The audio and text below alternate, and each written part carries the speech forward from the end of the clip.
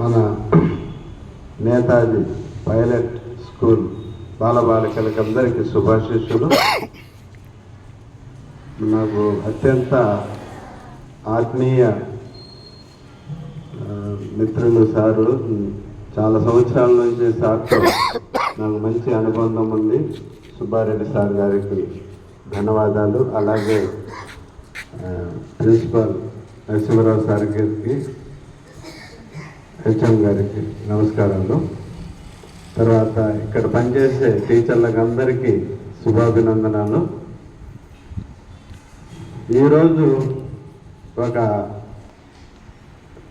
మేధావి, అత్యంత ప్రతిభావంతుడు engineers day జరుపుకుంటారు. ఆయన పేరు చెప్పగలరా? ఏం పేరు? వెరీ గుడ్, మోచగండేశ్. ఇప్పుడు ఇటువంటి మేధావులు పుట్టిన గడ్డ మన భారత గడ్డ. అలాగే మనం ఒక్క విషయం గుర్తుపెట్టుకోవాలి. నేను గత 10 నెలల నుంచి ఈ సైంటిస్టుల గురించి నిరంతరం కొత్త విషయాలు చదువుతున్నాను. ఈ చదివిన తర్వాత నాకు అర్థమైంది ఒకటే, ఏ దేశం అయితే సైంటిఫిక్గా టెక్నాలజీ పరంగా బాగుందో ఆ దేశం ప్రపంచాన్ని శాసిస్తుంది. భవిష్యత్తులో మనం ప్రపంచాన్ని శాసించాలంటే మనలో చాలామంది శాస్త్రవేత్తలుగా మారాలి. ఈ స్కూల్ నుంచి కనీసం ఒక 10 మందైనా భవిష్యత్తులో సైంటిస్టులుగా మారాలని నేను మనస్ఫూర్తిగా మిమ్మల్ని ఆశీర్వదిస్తున్నాను. ఆ ఆలోచన చేయండి. కొత్త విషయాలు కనుక్కోవడంలోనే దేశ అభివృద్ధి ఉంది. ఆ విధంగా మనం అందరూ ఆలోచించాలని నేను కోరుకుంటున్నాను. ఇప్పుడు మన నెల్లూరు సింహపురం ముద్దుబిడ్డ గుండా సతీష్ రెడ్డి గారు ఉన్నారు. అబ్దుల్ కలాం గారి గురించి మీరు ఉన్నారు. ఆ స్థాయి శాస్త్రవేత్త మన నెల్లూరు ముద్దుబిడ్డ ఉన్నారు. ఎప్పుడైనా అవకాశం వస్తే సార్ ప్రోగ్రాం పెట్టిస్తాను. ఆ ప్రోగ్రాంకి మీరు అందరు రండి. సార్కి నేను గత 2 సంవత్సరాల నుంచి చెప్తున్నాను. ఆయన కరెక్ట్గా అపాయింట్మెంట్ ఇస్తే మీ అందరి సమక్షంలో సారు 1 గంట సేపు మీ అందరికీ మోటివేట్ చేస్తారు. ఆయనకు కూడా పిల్లలు అంటే చాలా ఇష్టం. అలాగే ఈరోజు నేను వచ్చిన ముఖ్య ఉద్దేశం ఏంటంటే, ఇప్పుడు మేము చిన్నప్పుడు మన సుబ్బారెడ్డి సార్ కానీ మేమందరం మా చిన్నప్పుడు నీళ్లు ఈరోజు 10 రూపాయలకి 20 రూపాయలకి ఒక 1/2 లీటర్ నీళ్లు తాగాలన్న కొనే పరిస్థితి. ఆ పరిస్థితి వస్తుందని మేము ఊళ్ళల్లో కూడా లేవు. ఎందుకు వచ్చింది? నీటి కాలుష్యం వల్ల వచ్చింది.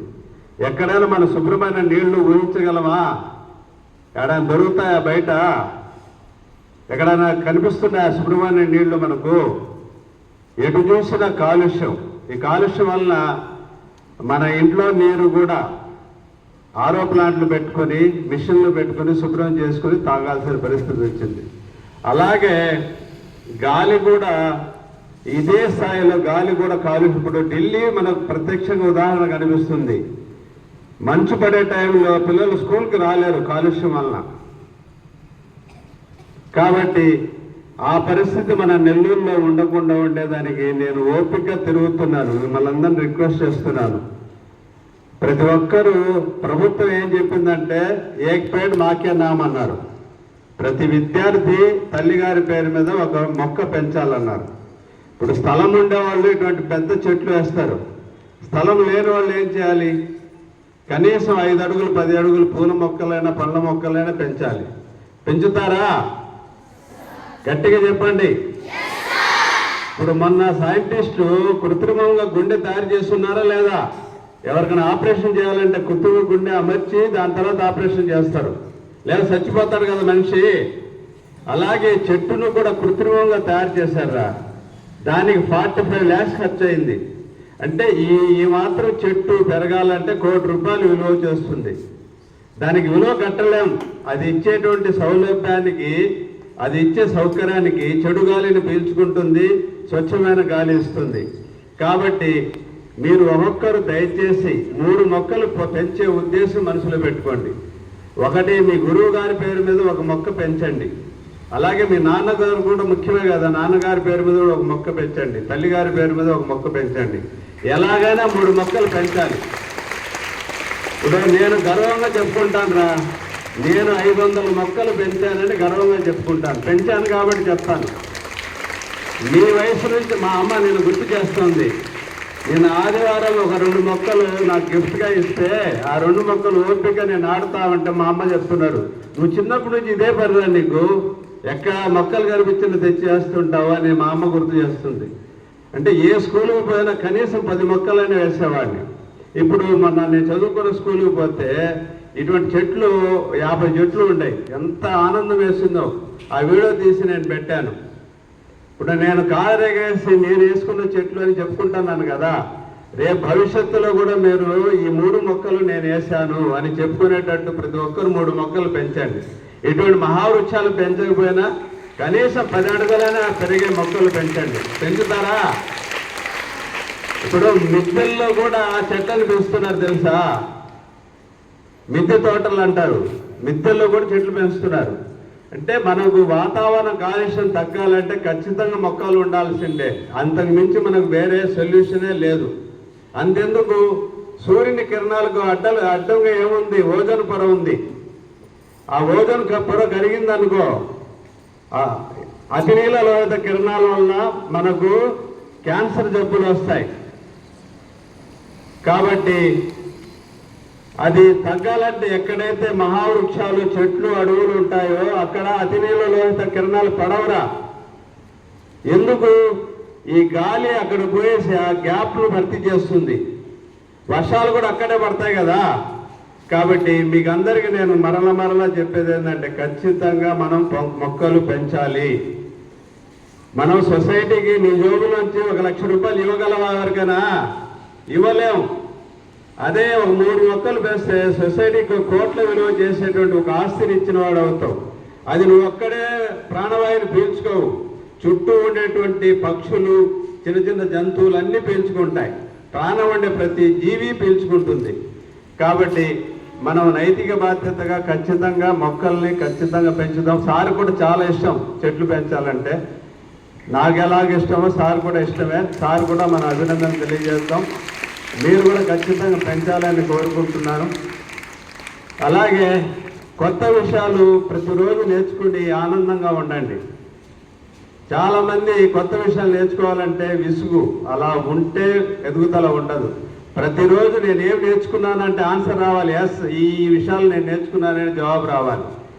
ఇంకొక చిన్న విషయం ఏంటంటే, ఖచ్చితంగా రోజు 1 అరగంట చెమటలు పట్టేటట్టు ఆటలు ఆడండి.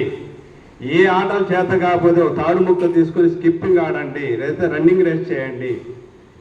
అలా చేస్తేనే మీకు వ్యాధి నిరోధక శక్తి వస్తుంది, యాంటీబయాటిక్స్ తయారవుతాయి మీ శరీరంలో, జబ్బులు నయం చేసే శక్తి వస్తుంది, సీజనల్ జబ్బుల నుంచి మీరు బయటపడతారు. ఇంకొక చిన్న విషయం నేను చెప్పేది ఏంటంటే, 18 ఇయర్స్ వచ్చేదాకా సెల్ ఫోన్ని ఒక భూతంలాగా చూడండి.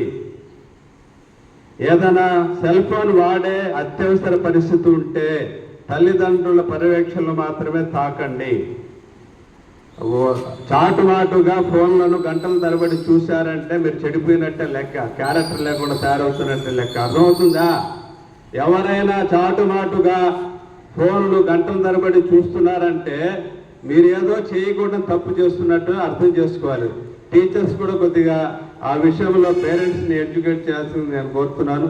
ఏ పిల్లవాడైనా సరే ఫోను చాటుమాటుగా గంటల తరబడి చూస్తున్నాడంటే చేయరాని తప్పు చేస్తున్నట్టు అర్థం. చాలా ప్రమాదం ఉంది. ఫోను హత్యలు చేయిస్తుంది, ఏదైనా చేయిస్తుంది పిల్లల చేత. ఈ ఫోన్ని ఒక భూతంలాగా చూడాలి. తప్పనిసరి పరిస్థితుల్లో ఫోన్ వాడాల్సిన ఆవశ్యకత ఉన్నప్పుడు తల్లిదండ్రులు కానీ టీచర్స్ కానీ ఎదురుగా ఉండాల్సిందే. చాటుమాటుగా ఫోన్ టచ్ చేయకూడదు. వాళ్ళకు మంచి చెడు డిఫరెన్స్ తెలిసేంత వరకు ఫోన్కి దూరంగా ఉంచేటట్టు మనం అందరూ ప్రయత్నం చేస్తేనే వీళ్ళు మంచి స్టూడెంట్స్గా మారుతారు. లేకపోతే ఏ సైకో పనులు చేస్తారో మనం ఊహించలేము. కాబట్టి ఆ విషయంలో అలర్ట్గా ఉండాలని నేను కోరుకుంటూ, అలాగే ఇంకోసారి ఈ నేను చెప్పిన విషయాలు ఇంకోసారి నేను రిపీట్ చేస్తాను. ఎవరైనా వచ్చి మంచి ఆదర్శ విద్యార్థిగా చెప్తే వాడికి నాకు నచ్చిన చిన్న గిఫ్ట్ ఇస్తాను.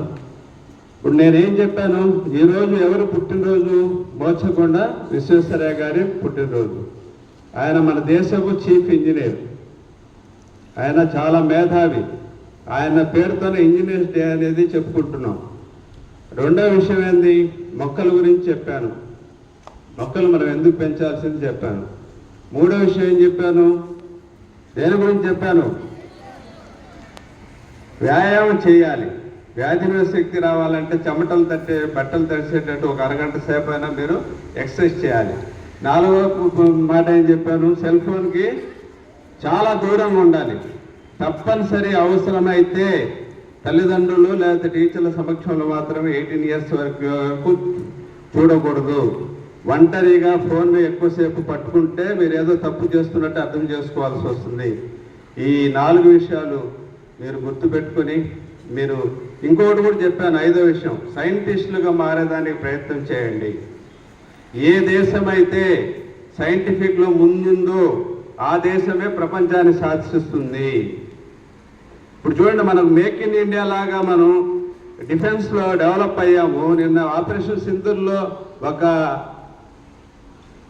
అందరిని భయపించావా లేదా? ఇంతకుముందు మనం అన్ని విషయాలు దిగుమతి చేసుకునే వాళ్ళం.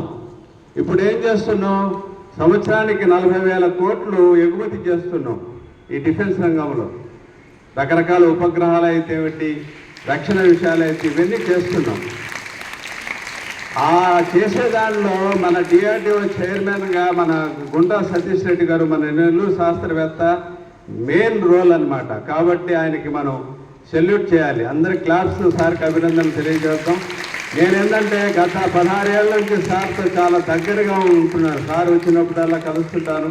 సార్ యొక్క మంచి చెడు విషయాలు నాకు అర్థమవుతున్నాయి కాబట్టి నేను గర్వంగా చెప్పగలుగుతున్నాను. ఎవరైనా స్వతహాగా సైన్స్ మీద అభిమానం ఉండి కొత్త విషయాలు కనుక్కునే టాలెంట్ ఎవరైనా స్టూడెంట్గా ఉంటే, టీచర్స్ కానీ తోటి పిల్లకాయలు కానీ, నాకు ఎలాగో లేదు, ఆ టాలెంట్ ఉండేవాడిని నేను ఏం చేయాలి, ప్రోత్సహించాలి. మీరు వెనక్కి రాకుండా ఆ టాలెంట్ ఉండే విద్యార్థిని టీచర్స్ తీసుకొచ్చి కరెస్పాండెన్స్ దగ్గరికి తీసుకొని వచ్చి వాడిని డెవలప్ చేసే విధంగా వాడికి అన్ని విధాలుగా గుర్తింపు వచ్చేదానికి మనం కృషి చేయాలని కోరుకుంటూ, ఈరోజు ఈ కార్యక్రమానికి నేను వచ్చి మీ అందరితో కలిసి మాట్లాడడం చాలా సంతోషంగా ఉంది. ఈ కార్యక్రమంలో మన కరెస్పాండెంట్ సుబ్బారెడ్డి సార్ ఉండి నాకు అవకాశం ఇచ్చిన దానికి ఈ హెచ్ఎం ప్రిన్సిపాల్ గారికి అందరికీ పేరు పేరు ధన్యవాదాలు. Thank you.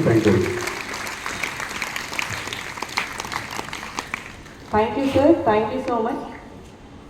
Now, I request our chairman, sir, and the dignitaries to honor with a felicitation to our MA